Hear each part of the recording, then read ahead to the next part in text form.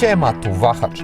Peugeot 408 w obecnym wcieleniu debiutował na rynku w 2022 roku, a teraz producent postanowił poddać go liftingowi. Miałem okazję spędzić trochę czasu z tym modelem, zapraszam na przedstawienie, jakie zmiany w nim zaszły. Największe modyfikacje dotyczą wyglądu nadwozia, ponieważ 408 zyskała przeprojektowany przód z zupełnie innym układem świateł. Przed liftingiem mieliśmy standardowe poziome lampy, a obok nich pionowe paski do jazdy dziennej przypominające trochę kły lwa. Z kolei teraz dostaliśmy 3 mniejsze paski ulokowane poziomo, a pod nimi niewielkie światła główne. W prezentowanej wersji GT pojawiło się też podświetlone logo wraz z drobnymi segmentami wokół niego i muszę przyznać, że nawet fajnie to wygląda. To znaczy, tak jak nie jestem zwolennikiem takich rozwiązań ogólnie, to tutaj zgrabnie się to z bocznymi sekcjami komponuje.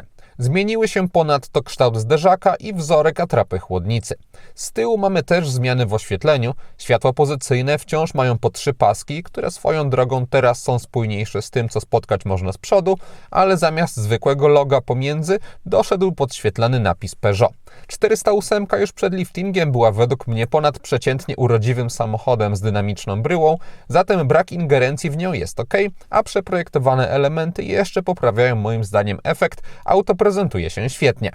Ja na filmie demonstruję najbogatszą wersję GT, która wprowadza inne felgi, ale poza tymi światłami z przodu, pomimo bojowej nazwy, w wygląd zbytnio nie ingeruje. Jak na lifting przystało, w 408 pojawił się także nowy lakier, konkretnie zielony, który niestety zastąpił też fajny dotychczasowy niebieski. Doszedł także nowy wzór felg. W kabinie wszystko pozostało po staremu i prezentowany Peugeot jest propozycją typowo dla osób, które nie poszukują nudnego stylistycznie samochodu, bo mamy tutaj ciekawe kształty deski rozdzielczej oraz filozofię nazwaną iCockpit, gdzie obecna jest niewielka kierownica i zegary widoczne nad nią. Jest to nietypowe rozwiązanie, które wymaga indywidualnego sprawdzenia, czy da się znaleźć dobrą pozycję, aby odpowiednio widzieć zestaw wskaźników i nie zahaczać kierownicą o nogi, ale przyznam, że gdy pozycja jest ok, bardzo przyjemnie operuje się taką małą kierownicą i jest to zaleta testowanego modelu.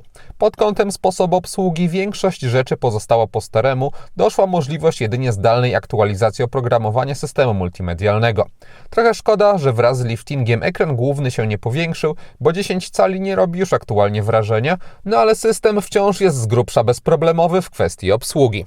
W podstawowej wersji nazwanej Allure mamy pod ekranem zwykły panel klimatyzacji, w bogatszych pojawia się dodatkowy ekranik, który wymusza jednak korzystanie z menu na tym głównym ekranie do zmiany temperatury czy siły nawiewu, bo z jego poziomu tego modyfikować nie można.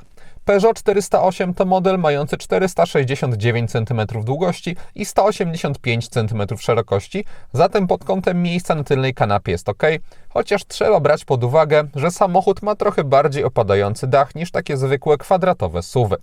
Za to budowa nadwozia, którą można zaklasyfikować jako fastback, sprawia, że mamy bardzo duży otwór załadunkowy bagażnika. Pojemność kufra różni się w zależności od układu napędowego. Miękka hybryda ma 536 litrów, hybryda plug-in 415 litrów, a elektryk 468 litrów. Skoro wspomniałem już o silnikach w Peugeotie 408, to warto rozwinąć te kwestie. W gamie lifting nie przyniósł poważnych modyfikacji, ale coś tam jednak zmienił. To znaczy wciąż składa się ona z miękkiej hybrydy opartej o 3-cylindrową benzynę 1.2 generującą 145 koni. Mamy też hybrydę plug-in z benzynowym silnikiem o 4 cylindrach już 1.6 i tutaj trochę się pozmieniało, bo układ zamiast 225 osiąga 240 koni mechanicznych. Co ciekawe, patrząc na katalog wyczytałem, że uzyskano to przy zmniejszeniu mocy silnika spalinowego ze 180 do 150 koni, przy zachowaniu mocy samego silnika elektrycznego na poziomie 125 koni mechanicznych. W każdym razie samochód ma przyspieszać w tym samym czasie do setki, to znaczy 7,5 sekundy, akumulatory to w dalszym ciągu 14,6 kWh. Wariant tylko elektryczny został lekko wzmocniony, ale jest to typowa kosmetyka z mocą 213 zamiast 210 koni mechanicznych. Akumulatory pozostały bez zmian i mają 58 kWh. Moc ładowania 120 kW jest po staremu także, zatem mamy tutaj do czynienia z umiarkowanym, nie wyróżniającym się niczym szczególnym pod kątem parametrów układem elektrycznym. Wciąż również brakuje w palecie jednostek pośredniej większej benzyny pod maską, bo 3-cylindrowe 1.2 daje radę podczas normalnej jazdy, ale nie każdemu taki silnik w jednak sporym modelu będzie odpowiadał, a następna w kolejce w cenniku hybryda plug-in podwyższa cenę aż o 35 000 złotych. Mamy tam silnik 4-cylindrowy i solidną moc, ale z kolei nie każdy potrzebuje elektryfikacji, która winduje wyraźnie cenę. No ale jest jak jest i co istotne, lifting w cennik nie ingerował, nie miały miejsca w związku z nim podwyżki przy zachowaniu też dotychczasowych poziomów wyposażenia.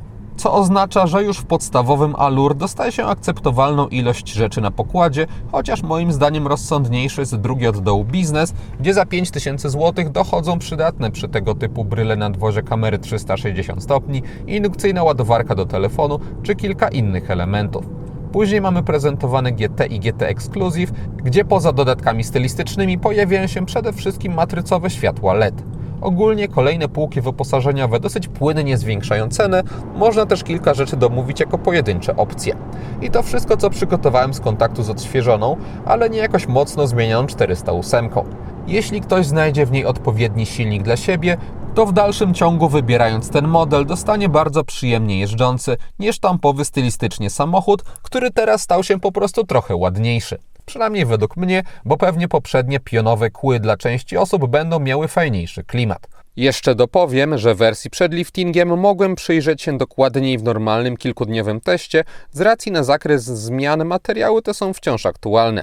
Dla chcących poznać ten model bliżej, z chociażby pomiarami spalania, wrzuciłem linki do opisu, a teraz dziękuję za uwagę. Jeśli ten film się podobał, zachęcam do dania mu łapki w górę, będzie mi z tego powodu bardzo miło. Jeśli ktoś nie ma, zapraszam również do subskrypcji kanału, ponieważ kolejne materiały na Wahacz TV pojawią się już wkrótce. Na razie!